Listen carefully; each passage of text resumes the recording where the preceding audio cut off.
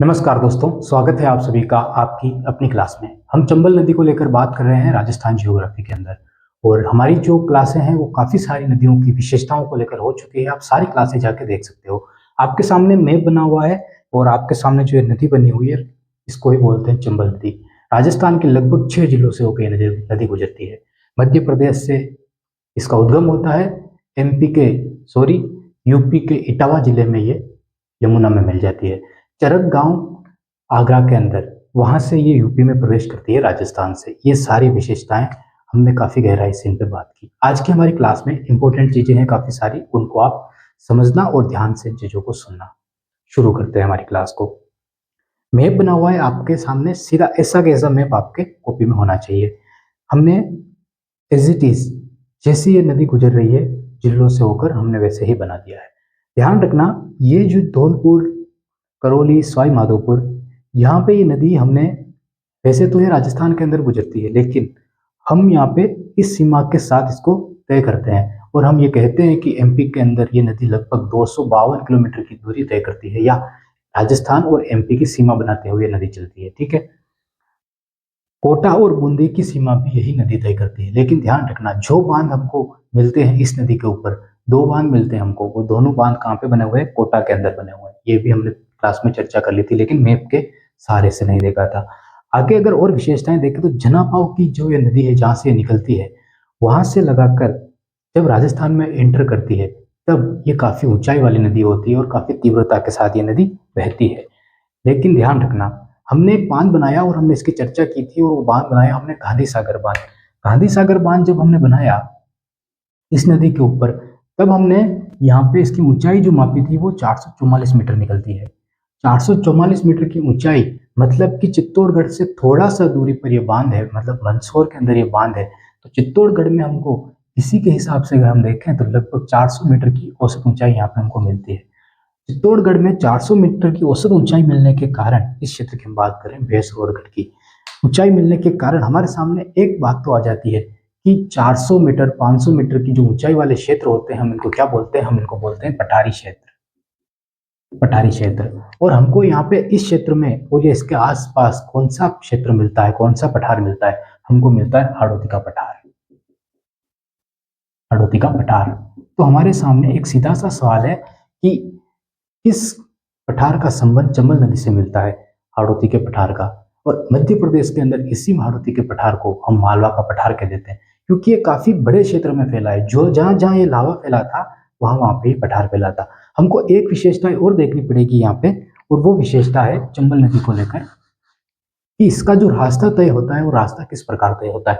ध्यान से सुनना यहाँ पे, ये जो क्षेत्र हमको मिलता है ये क्षेत्र अरावली वाला क्षेत्र मिलता है, और इसी अरावली वाले क्षेत्र के अंदर हमको ऊंचाई मिलती है 700 से 1000 मीटर।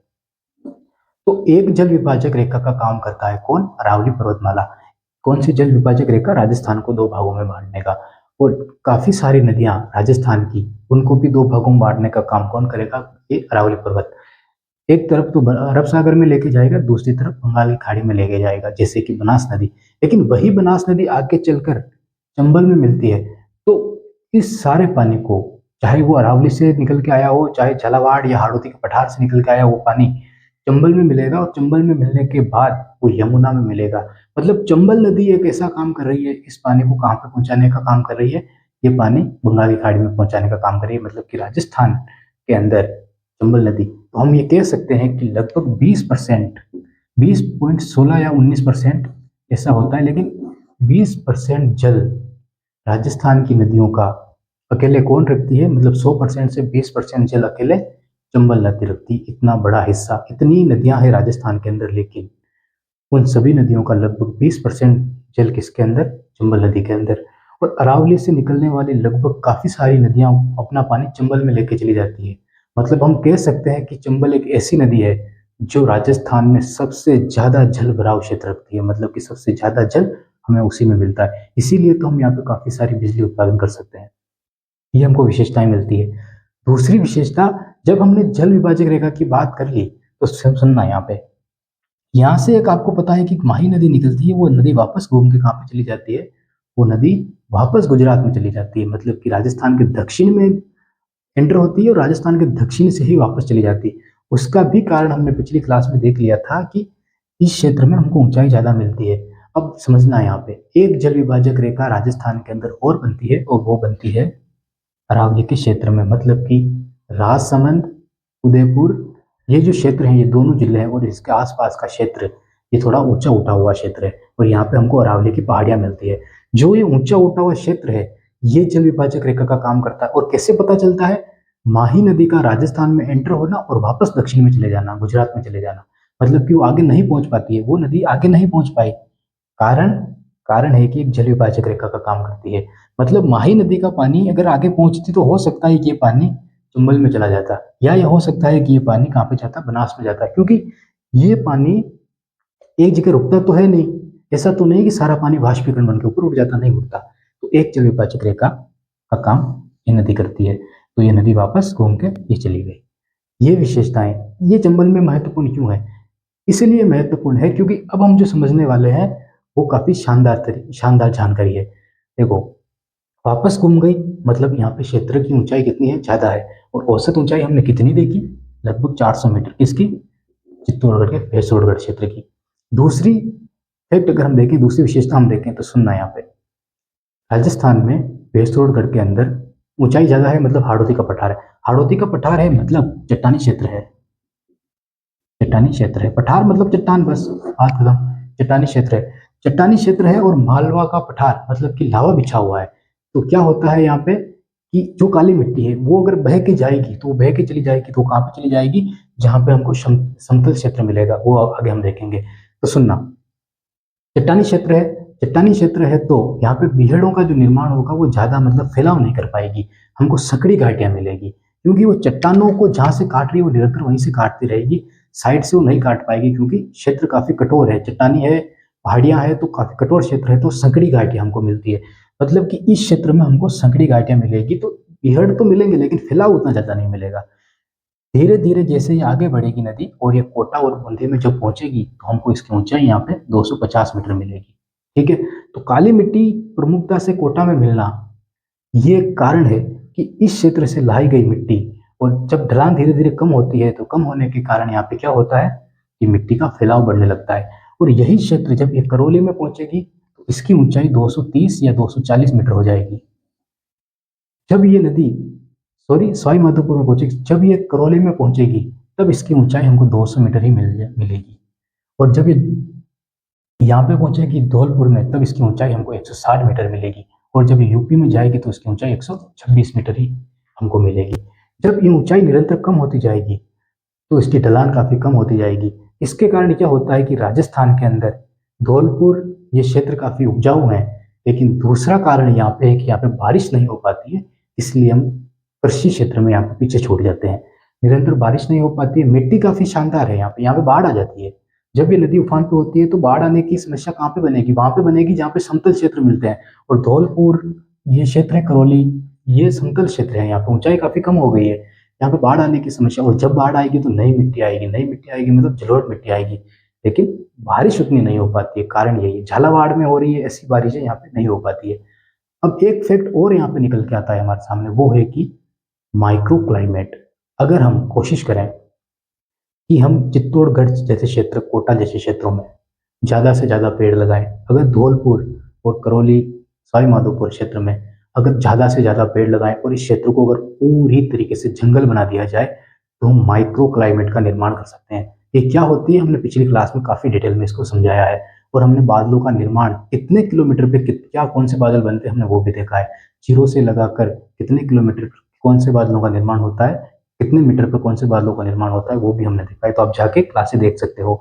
वो अगर माइक्रो क्लाइमेट की हम यहाँ पे शुरुआत करें तो हम राजस्थान का ये नक्शा बदल सकते हैं यहाँ पे, और काफी शानदार खेती हम यहाँ पे कर सकते हैं। राजस्थान की दिक्कत यही होती है कि यहाँ पे नमक की मात्रा काफी ज्यादा मिट्टी में मिलती है हमको। तो जो हमको ऊंचाई देखी हमने ये देखी, और राजस्थान के लगभग 6 जिलों में होकर चंबल नदी गुजरती है, और ये इटावा में यमुना में मिल जाती है। चरक गांव है आगरा के अंदर, यहाँ पे ये नदी प्रवेश करती है यूपी के अंदर, चनापाव की पहाड़ियों से निकलती है। एक बार ये मैप बना के ये ऊंचाई आप लिख लो ऐसी कैसे, उसके बाद हम आगे बात करते हैं, जल्दी से बना लेना।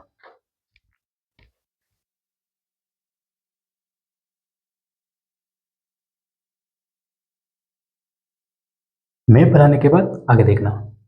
हमने ऊंचाई की तो बात कर ली, लेकिन हमको वनों की बात करनी है कि हमको इस क्षेत्र में वन कौन से मिल जाएंगे। राजस्थान की जलवायु पर्णपाती वन मिलते हैं, हम कह सकते हैं कि शुष्क पर्णपाती वन मिलते हैं। कारण क्या है कि यहाँ पे धूप काफी ज्यादा पड़ती है, सूरज की किरणें भी डायरेक्ट पड़ती है और बारिश काफी कम होती है, मतलब कि मौसमी बारिश यहाँ पे होती है। बारिश का मौसम आता है तभी बारिश होती है। लेकिन देखना दो चीजें यहाँ पे इंपॉर्टेंट जो हम सोच सकते हैं वो, ये चित्तौड़गढ़ का क्षेत्र है जहाँ पे राजस्थान में ये नदी प्रवेश करती है। हम कह सकते हैं कि इस क्षेत्र के अंदर हमको जो वन मिलेंगे वो शुष्क पर्णपाती वन मिलेंगे, शुष्क पर्णपाती वन।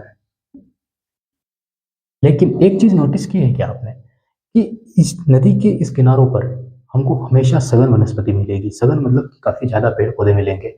दूसरी चीज नोटिस की है क्या, यहाँ पे चाहे बारिश हो या ना हो लेकिन यहाँ पे हमेशा ठंडक बनी रहेगी। रात के समय काफी ज्यादा ठंडक रहती है, दिन में भी इतनी गर्मी नहीं होती है। मतलब कि अगर आप पास में हो तो आपको ठंडी हवा आती रहती है। उसका कारण क्या बनता है, उसका कारण वही है माइक्रो माइक्रो क्लाइमेट। हम चाहे कितना भी पढ़ लें, चाहे कितना भी करेंगे, हम पहुंचेंगे यहीं पे, और यही हमको आवश्यकता पड़ती है माइक्रो क्लाइमेट की। अब देखना, नदी के आसपास पेड़ पौधे हैं, वो क्या करेंगे, उनकी जड़ें क्या करेगी, वो पानी को सोखेगी। हमने 5वीं क्लास 6ठी क्लास में विज्ञान में यही तो पढ़ा है। वो जड़ों से पानी को सोख लेती है और फिर क्या होता है, तो पत्तों में छोटे छोटे छिद्र होते हैं उनके, उनसे क्या होता है, वो वाष्पीकरण होता है उसी पानी का। पहला ये। और काफी सघन वनस्पति है तो क्या होता है, वो जो वाष्पीकरण होता है वो, और धूल जो उड़ती रहती है। अब धूल से ही तो बादलों का निर्माण होता है। बादलों का निर्माण कैसे होता है, पृथ्वी का निर्माण धूल से हो गया तो बादलों का धूल से नहीं हो सकता है क्या। तो जो धूल उड़ती रहती है ना, वैसे ही ये वाष्पीकरण की बूंदे पेड़ों में झाड़ियों में फंसती रहती है, और फंसने के कारण क्या होता है कि वहां पे चाहे सूर्य की किरणें कितनी भी तेज पड़ रही हो लेकिन वो तापमान को इतना गर्म नहीं कर पाती है। गर्म नहीं कर पाती है तो क्या होता है कि वहां पे जमीन की जो जमीन होती है उसकी तापमान ज्यादा गर्म नहीं होता है, उससे वो पेड़ हमेशा हरे भरे ही रहते हैं। तो चंबल नदी के आसपास का क्षेत्र आपको हमेशा हरा भरा ही मिलेगा। और जब आप किताबों में पढ़ोगे तब आपको क्या देखने को मिलेगा कि हरियाली, हरियाली और सघन वनस्पति। कहाँ पे मिलेगी ये सघन वनस्पति, ये इस नदी के क्षेत्र में मिलेगी। कारण क्या है, दूसरी नदियों में नहीं मिलेगा, ध्यान रखना। बनास नदी हो गई, ऐसी नदियों में नहीं मिलती है, वो सूख जाती है। इसमें भी मिलेगा कि ये 12 मासी नदी। अब जहां पे भी आपको ऐसी नदी मिले जो 8 महीने 12 महीने तक, 12 महीने तो चाहिए, 8 महीने 9 महीने तक अपना पानी रखती है मतलब नदी, तो वहां पे आपको आसानी से मिल जाएगी। अब जहां पे भी बांध बना हुआ होगा ना, आप देखना उस बांध के चारों तरफ हमेशा सघन वनस्पति आपको मिलेगी। क्यों, क्योंकि वो पेड़ होते हैं, वो जड़ों के द्वारा पानी सोखते हैं और बाष्पीकरण होता रहता है, तो वो हमेशा वो तापमान वहाँ पे ठंडा ही रहता है, इतना गर्म नहीं हो पाता है चाहे कितनी भी गर्मी पड़े।